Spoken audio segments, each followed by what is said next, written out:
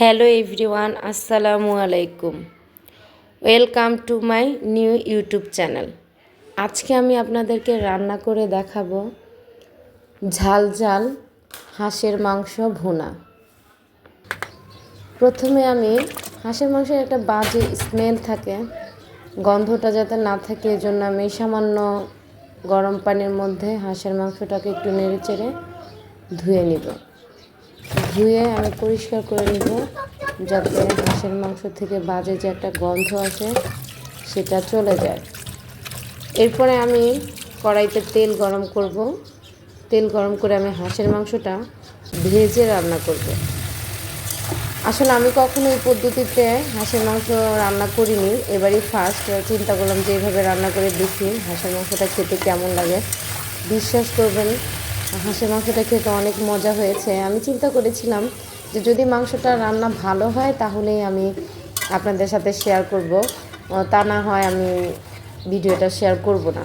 পরে যখন দেখলাম যে মাংসটা খুবই মজাদার হয়েছে, একটু নতুন ইউনিকভাবে রান্না করেছি, ভালো হয়েছে, এই জন্য আপনাদের সাথে শেয়ার করলাম।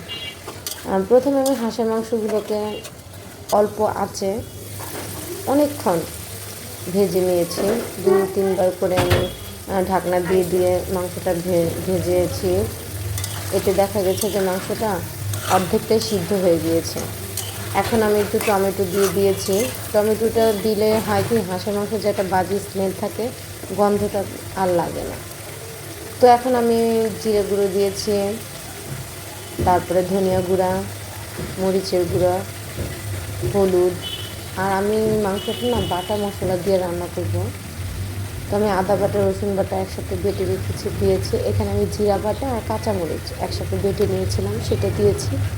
এখন আমি গরম মশলা, সব রকমের গরম মশলা বেটে পেস্ট করে এটাও দিয়ে দিলাম। এখন আমি এটা কষাবো। মাংসটা কিন্তু আমার অর্ধেকটা সিদ্ধ হয়ে গিয়েছে, এখন বাকি অর্ধেকটা সিদ্ধ করতে বেশিক্ষণ লাগবে না। তো দেখেন কি সুন্দর কালার এসেছে, কি সুন্দর স্মেল এসেছে, আমার নাকে ঘ্রাণ পাচ্ছে, আপনারা তো পাচ্ছেন না এটা। এরপরে আমি গোটা তেজপাতা, তারপরে দারচিনি এগুলো দিয়ে দিচ্ছি। আমি এখানে এলাচিও দিয়েছি। এখন আমি ভালোভাবে মাংসটা কষাচ্ছি। মাংসটা, আমি যে হাঁসের মাংসটা রান্না করেছি এটাতে একটু বাজে হাঁসের গন্ধ নেই, এটা খেতে অনেক মজা হয়েছে। আপনি এভাবে রান্না করে খেয়ে দেখবেন, ভালো লাগবে। এখন আমি কাঁচা পেঁয়াজ দিয়ে দিচ্ছি, কারণ আমি এখানে এখন পর্যন্ত পেঁয়াজ দিইনি। এখন আমি পেঁয়াজ দিয়ে দিচ্ছি। পেঁয়াজ দিয়ে আমি অনেকক্ষণ এটা কষাবো। লবণটা মনে হচ্ছে একটু কম হয়েছে, এই জন্য একটু লবণও দিয়ে দিলাম। দিয়ে আমি এটা অনেকক্ষণ কষিয়েছি। দেখেন কি সুন্দর একটা, টমেটো দেওয়াতে কি সুন্দর একটা কালার স্মেল আসতেছে আমার নাকে, আর কি সুন্দর একটা দেখেন কালার হয়েছে।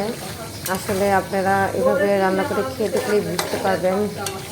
তো আপনারা এভাবে রান্না করে খেয়ে দেখবেন, রান্নাটা আসলে অনেক অসাধারণ হয়েছে। আমার মনে হয় না এইভাবে হাঁসের মাংস রান্না করে আপনারা আগে কখনো দেখেছেন।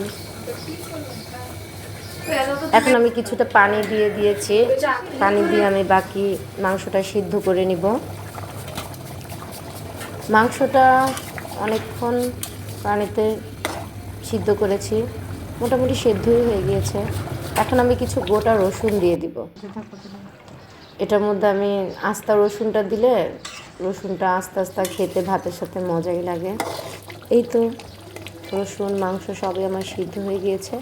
এখন আমি একটু মাখা মাখা ঝোল রাখবো, যাতে